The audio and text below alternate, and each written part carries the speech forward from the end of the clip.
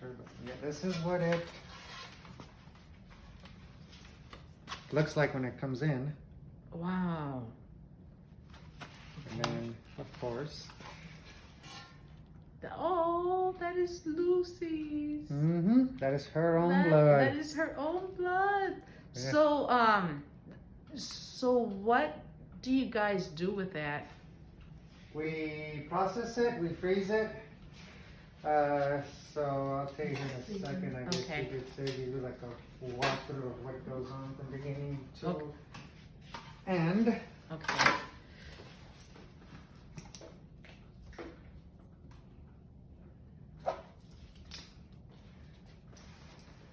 Her family will love to know about this. So I guess what happens first is Lucy goes to the clinic and she will get put on a apheresis machine. Okay. And the machine is basically it separates out the white blood cells. Okay. It takes the white blood cells out and put everything else back. Okay. That's all the machine does. It takes what it needs and puts everything else back in the body. And then we get the product and we further process it or purify it and make it more concentrated. Okay. Because the doctor will calculate a dose. So doctor will say, I need so many white cells, you know, per kilo, and then we try to get there. Okay. You know, based on how much we collect from her. Because you know she's put on a drug, and then the drug cranks up her bone marrow to start making the cells. Okay. And then we collect, and if we reach that amount, we stop. But if we don't, we continue another day. And that's what we did. That's how come we have 3 collections, you know. Awesome. It was 3 days, 3 collections, because we were trying to reach that dose. Okay.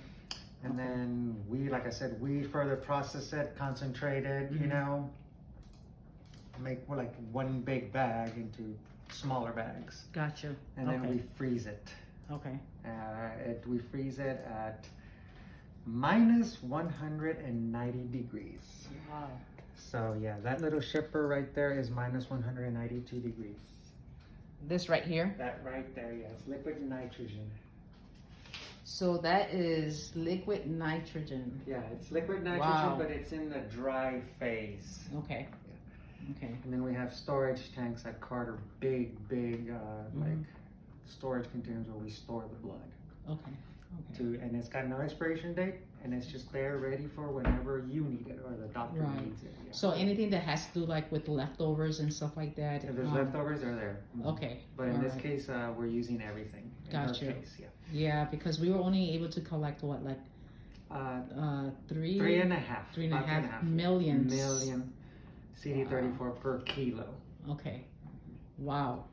All right. So what he's trying to say is that was Lucy's, I guess, stem cells, right? Yes. Right that were collected.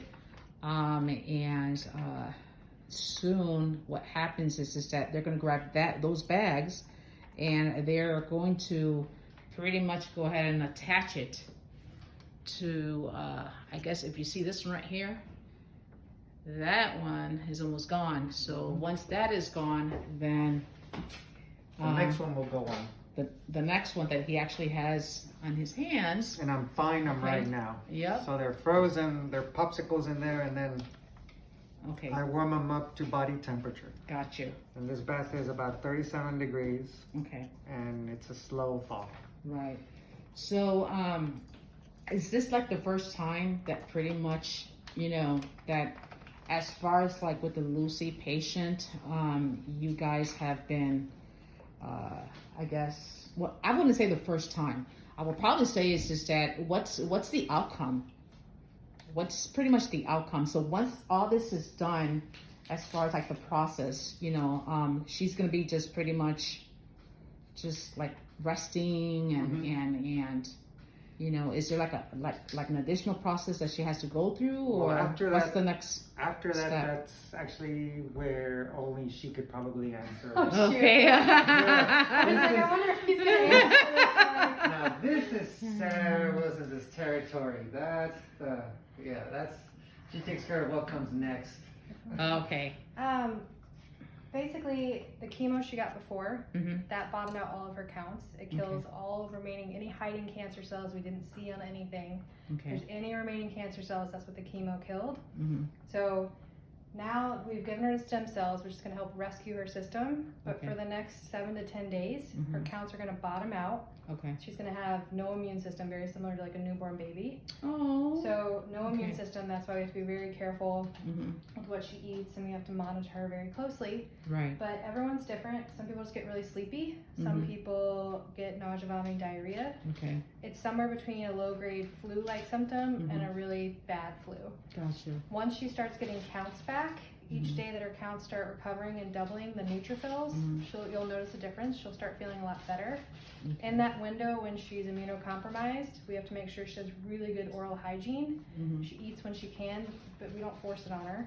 Okay. But the meals she's willing to eat need to be high protein. Mhm. But there's going to be several days where she might not be very hungry. Okay. She might have some stomach issues. But Okay. the mouth is the one. The stomach issues, those get better, and the mouth gets better too. But the Mhm. mouth, if they develop mouth sores, once they get them, the Mhm. only thing that helps fix it is your neutrophils. Mhm. So your neutrophils are basically when we scratch ourselves, Mhm. you'll see that you immediately start to scab. Mm-hmm. She won't have that. So her body Okay. can't heal itself right now.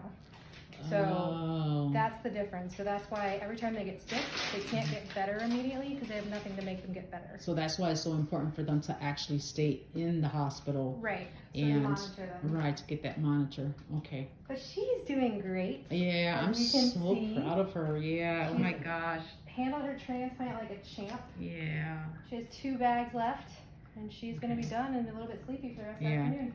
And I just want to say thank you guys for like just For showing up at the last being minute and taking all the awesome. credit. Yeah. And not only that, but it's like a second family here.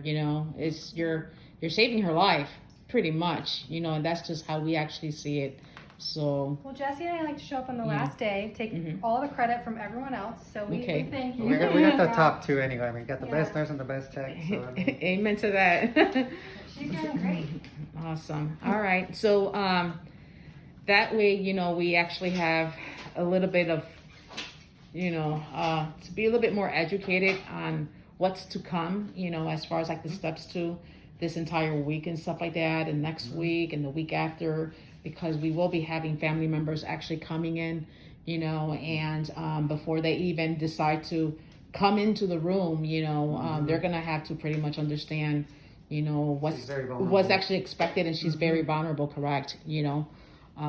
Absolutely. But anyway, so thank you guys. So family, this is pretty much what's actually happening, and just to continue to keep us in prayers, that's very, very first and foremost, and let just God just take care of everything.